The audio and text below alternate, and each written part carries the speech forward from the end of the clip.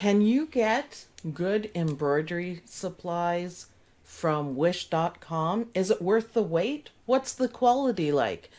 Watch this video and find out. But first, my intro.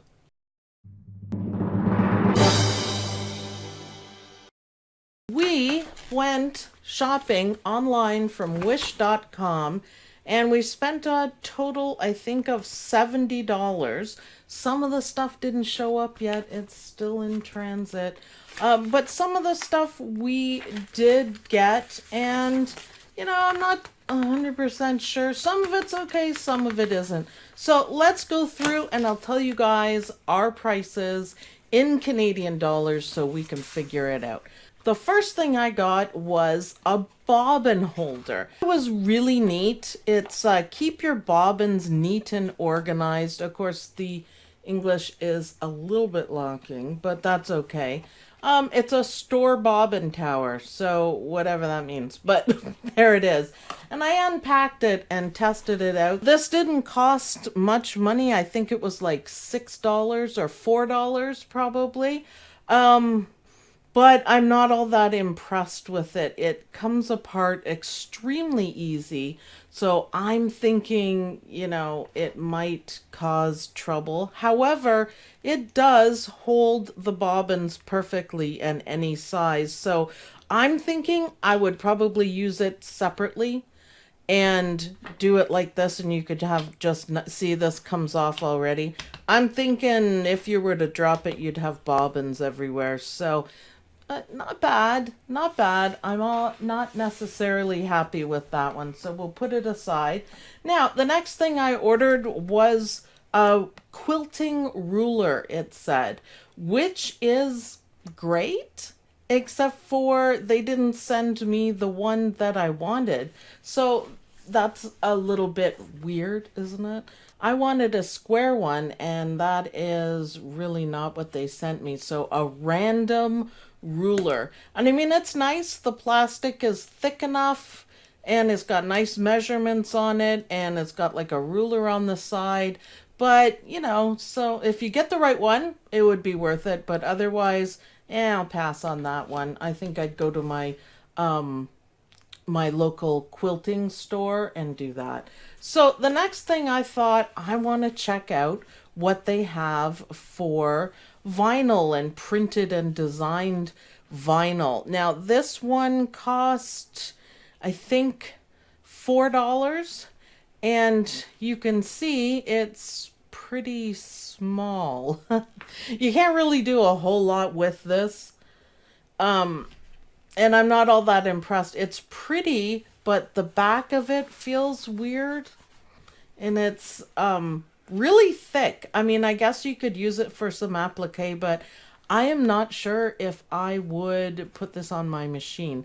Now, the other thing is it smells. It's really strong chemical smell, so I think this one's going to go in the garbage. It's giving me a headache. It's terrible. So pass on that one. So that's a no. So we've got 3 no's out of it. But let's go on to bigger things, better things. Now, I wanted embroidery hoops. I wanted to test this out and see how good they are. We bought one at Walmart, and it was $4 for a very large one. So I thought this whole pack was 15 Canadian. So a little bit on the pricey side, but it was a whole set. And they seem okay. The only problem I have is that I'm missing a part. I'm missing this. So that's useless. So that's a little bit of a no. They seem thick. They seem sturdy. They have the measurements on them. So, yes and no for this one. I'm not 100% sure. I'm going to give it a maybe because I'm not really sure if that's too expensive. Here in Canada, it was a good deal, and I'll use them. I want to frame embroidery things with this. But otherwise, a maybe. They seem quality enough, high enough quality. Now this I paid $7.50 for. And I quite like it. It's gold fake leather. So if you can see here, it's shiny, so it might be hard hard to see. But it has the embossed lines on it, and it's quite a big piece. I'm gonna guess at about half a yard maybe, and the backing is nice and soft, and I would use this. So I'm gonna give this a yes. I kind of like it. I kind of like the shimmery, the gold and everything. So that one's a yes, although I'm gonna say it's probably expensive. That would be my guess on that, is that it might be a little bit too expensive. It's hard to find stuff here in Canada, so I thought I'd give it a try, but I think you can probably get it a whole lot cheaper. So yes, but maybe not price. So we'll keep score of it. Now, this is what I spent some money on. And I've opened it because I just really wanted to see what they're like. And they look pretty good. This is a set of 65 embroidery feet. And they look pretty good. They're thick, they're sturdy, they're, the right size, the right everything. Not bad. I'm going to test them out, maybe not on McDreamy. We don't test things on McDreamy. But there's quite a variety of them. Oh, this is a threader. All right, I didn't know what that was.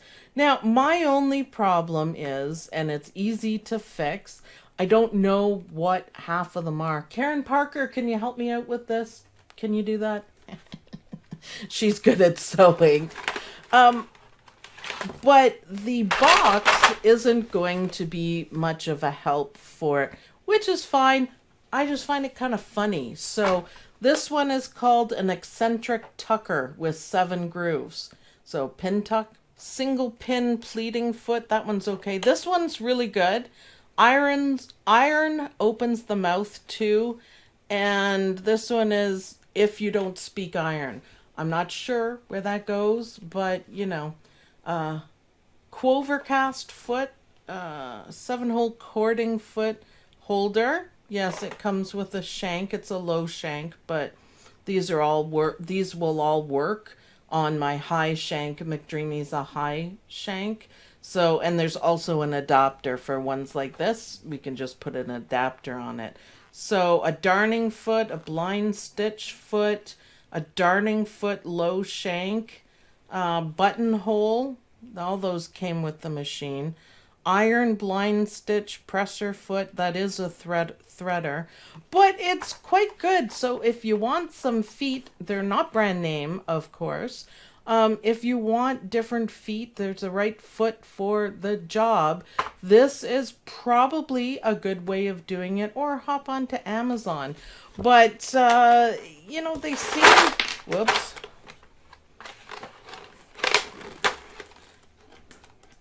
They seem pretty nice. They seem, exact same quality as what you'd get, with your machine without the brother on it.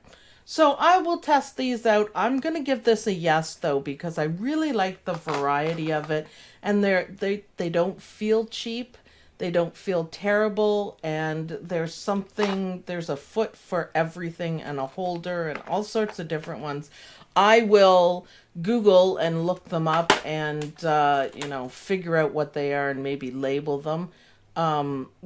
But yeah, because the back doesn't help too much. So I'm going to give this one a yes.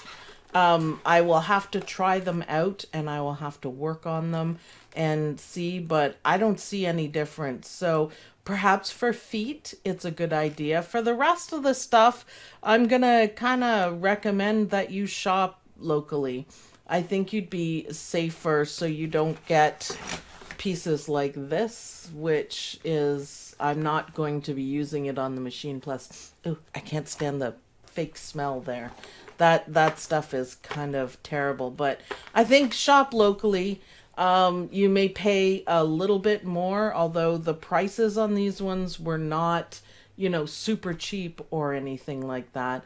But I think if you shop locally, it's better. You can see what you're purchasing and you'd have a better chance of not getting stuff that you don't want. So last thing, I want to show you guys a sneak peek for an upcoming video. Isn't that cool? And this is also on the Embroidery on a Budget series, because the book, the fake book that I have here, I didn't make it. I bought it at the dollar store and it cost like $2.